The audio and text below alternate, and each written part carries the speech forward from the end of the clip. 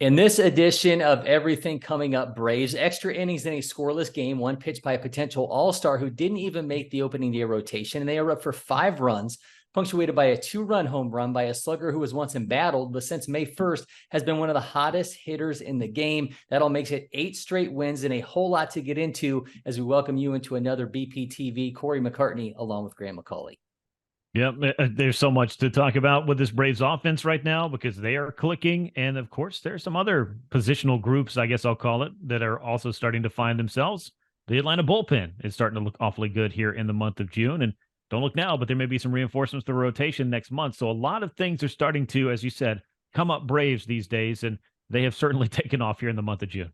I'd say the hottest team in baseball, but the squad the Braves play next, the streaking Reds, are winners of 11 in a row, making their own case, and not to mention the Giants, who had their own streak at 10 games. It ended on Thursday, but I digress.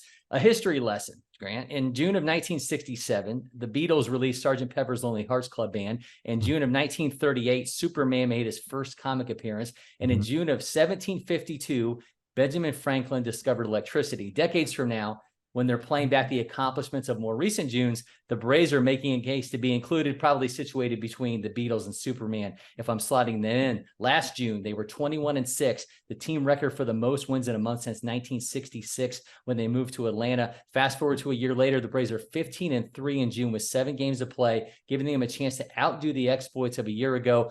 Here's how good they've been this month. They lead the majors in runs scored, home runs average, on-base percentage, slugging, a weighted on-base average, weighted run created plus, and fWAR. 2 of their losses this month, June 2nd against the Diamondbacks, and a walk-off against the Tigers were by 1 run. Meaning we could be talking about this being an even more impressive month. What to you has been the biggest story of another dominant June for the Braves? I think it's the completeness that we're starting to see, and that's kind of what I was touching on earlier. I mean, we knew the Braves offense was going to be central to their success this year, and how could it not be? Look up and down that lineup. I think you've said it before. It's the deepest lineup, I think, in baseball right now, and has a chance to be the best lineup top to bottom all season long. But we'll see again how the rest of the season plays out.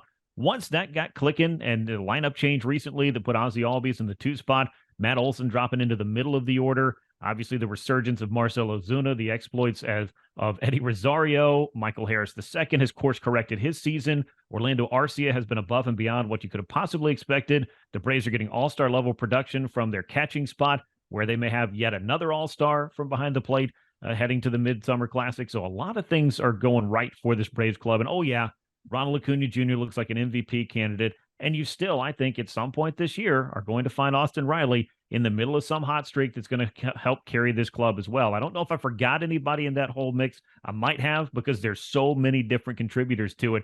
But the bullpen coming on, and particularly seeing how good A.J. Minter is looking lately, that's a huge positive. Ben Heller's been a nice story. I don't know how much staying power there is there, because there could be a little bit of a numbers game there.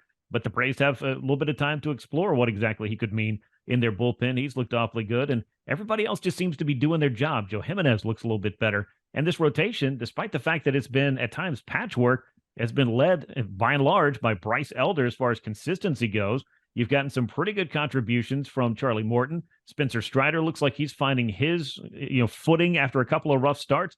And now it's just kind of asking a couple of rookies to hold the fort until maybe you get your ace back in Max Fried. And maybe a little bit later you get Kyle Wright back in there. And Michael Soroka's even pitching better in the minor league. So I say all that to say a lot of things, as you pointed out, are going right for the Braves, but it's the completeness all across the board in every phase of the game that is allowing them to be as good as they have been in June, to where they can finally start feeling like, and Matt Olson told me this about 3 weeks ago, we don't feel like we played our best baseball yet. And that was after getting off to a much better start in 2023 than they did a year ago. And I said this then, and I'll say it now, that should be pretty scary for the rest of the National League, if not all of baseball, if the Braves weren't playing that great when they were 10 or 12 games over 500 already.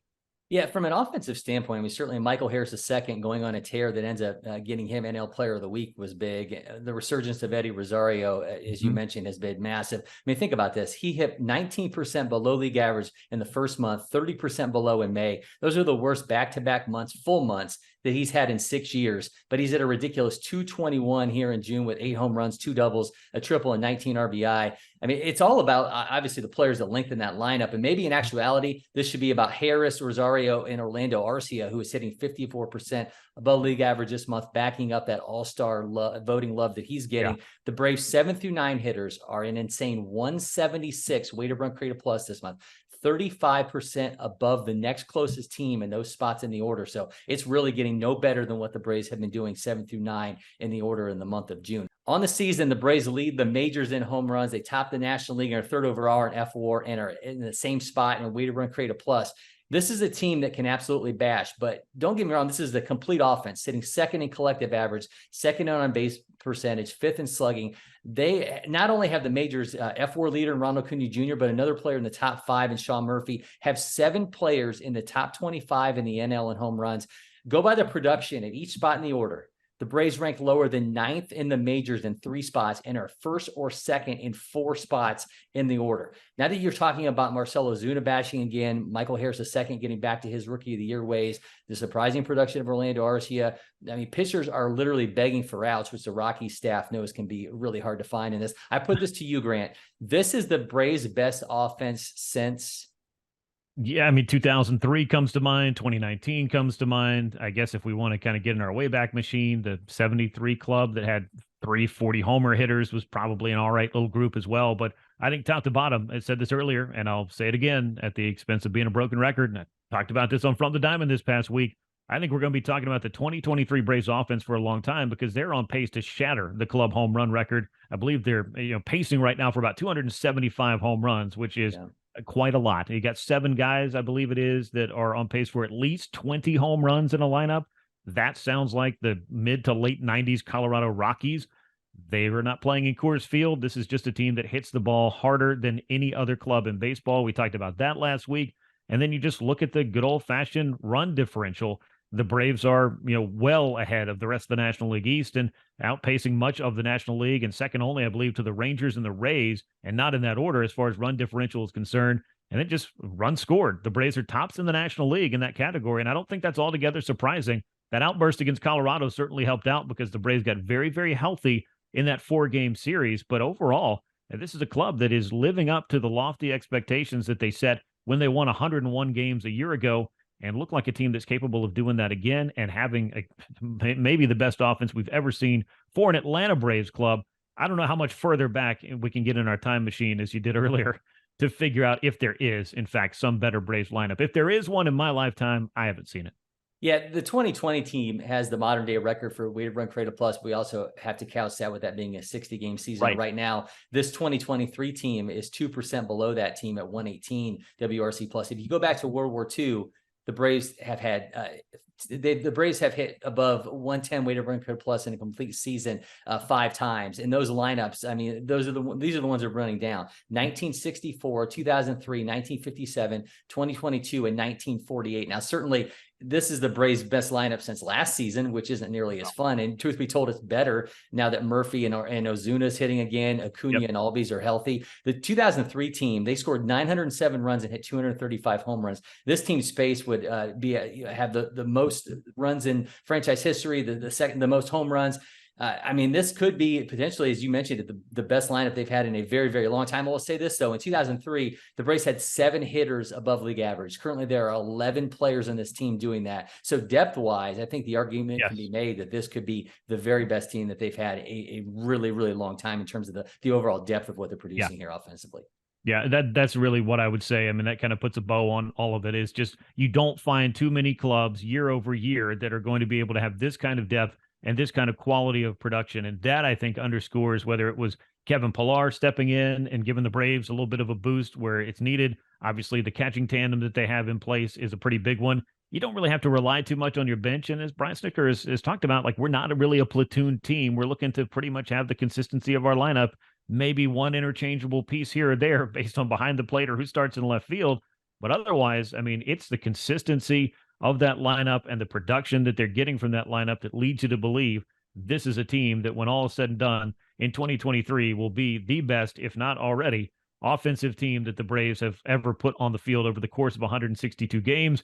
And that only asks for some very simple and obvious things. just stay healthy, I think will get the Braves to where they want to get in many, many different ways, well beyond the accolades of if they're the best offense in franchise history. I think they have bigger dreams that are out there, and most of those, they come true in October, from what I've heard. Last week, we dove into the All-Star game voting, going through the first phase. The Braves country, I mean, it was doing its part to have the team well represented in Seattle with Thursday's release of the finalists. I mean, it's even more indicative. Voting will begin Monday at noon, and to no surprise, Ronald Acuña Jr.'s work is done. The overall votes leader, he's automatically earned a starting spot for the National League. Making the cut for the Braves as finalists are Sean Murphy at catcher, Matt Olson at first base, Ozzie Albies at second, Austin Riley at third, Orlando Arcia at shortstop, and Michael Harris at second in the outfield. Don't have to say anything because Braves fans are obviously already stuffing those ballots and doing the work, but it would expect nothing less as they try to put as many as 7 Braves in the starting lineup, which would be absolutely ridiculous, Grant. Yeah, it would be quite something. And then we haven't even talked about what pitchers might get to go. And is there a nice case for Bryce Elder for the All-Star team? You bet there is. So maybe he would be the Brave pitcher that would be involved in this. And I know that Jesse Chavez would be a feel-good story, but I'll put that off to the side because the voting, it really started to tighten up in some of those other positions where Luis Arias had the edge on Ozzie Albies. Nolan Arenado doesn't have a huge lead on Austin Riley either. So both of those are close. Could be a photo finish, as they say. And then Orlando Arcia, that may not be a photo finish. Over 1 million votes beyond where Francisco Lindor of the Mets is. I mean, it's the All-Star game. It's not something that anybody and everybody's going to hang their hat on for the season. But if you told me on opening day, not only is Orlando Arcia going to silence all doubters over the course of the first basically month of the season, but he's also going to be the leading vote getter in the National League for All-Star shortstop.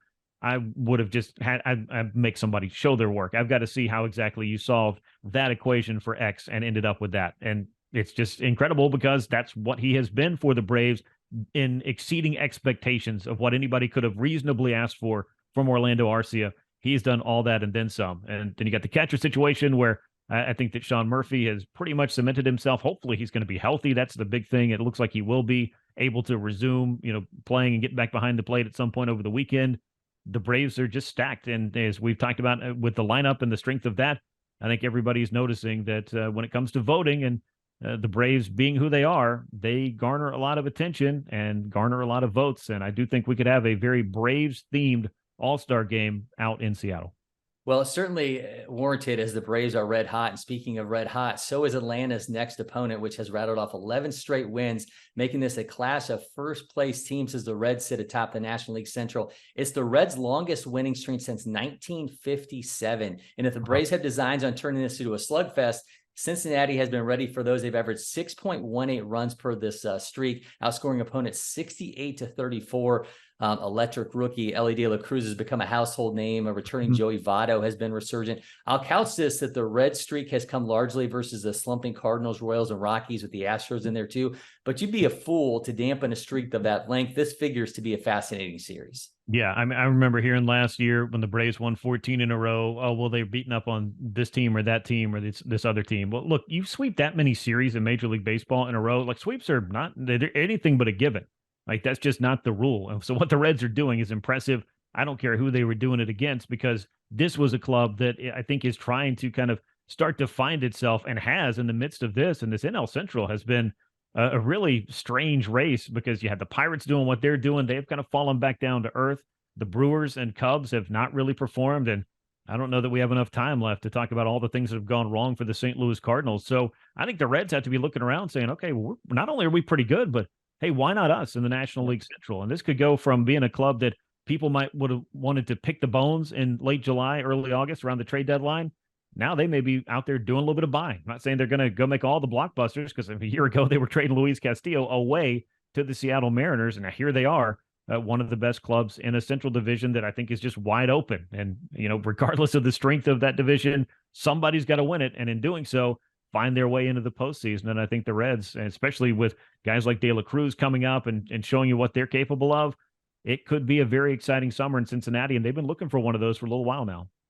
AJ Smith-Shawver is going to get the start for the Braves on Friday versus Luke Weaver. Jared Schuster going Saturday when the Reds have yet to name a starter. And it wraps Sunday with Charlie Morton against Ben Lively. The Reds rotation has been middle of the road during this streak, ranking 12th in ERA.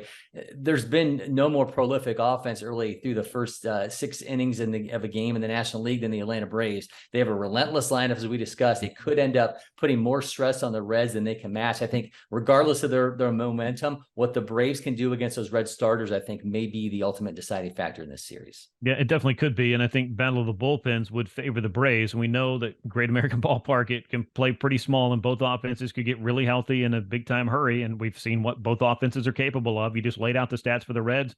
We're not too far removed from what the Braves did to the Colorado Rockies down at Truist Park.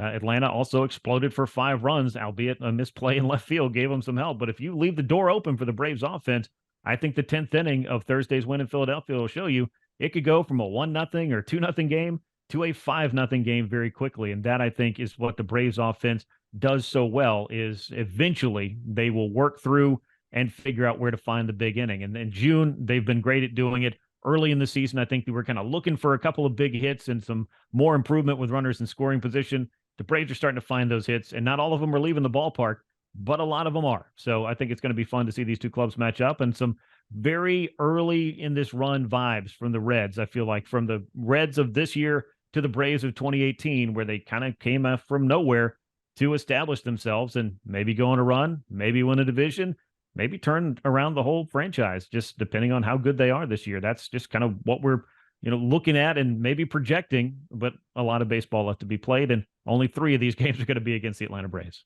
Yeah, it should be an exciting series nonetheless. Don't forget to hit that subscribe button and turn on notifications to get alerts every time that we drop a new episode here on BPTV. Make sure you tell a friend as we continue to try and get this thing growing. Until next time, I'm Cory McCartney. He's Graham McAuley, and we'll see you soon, Braves Country.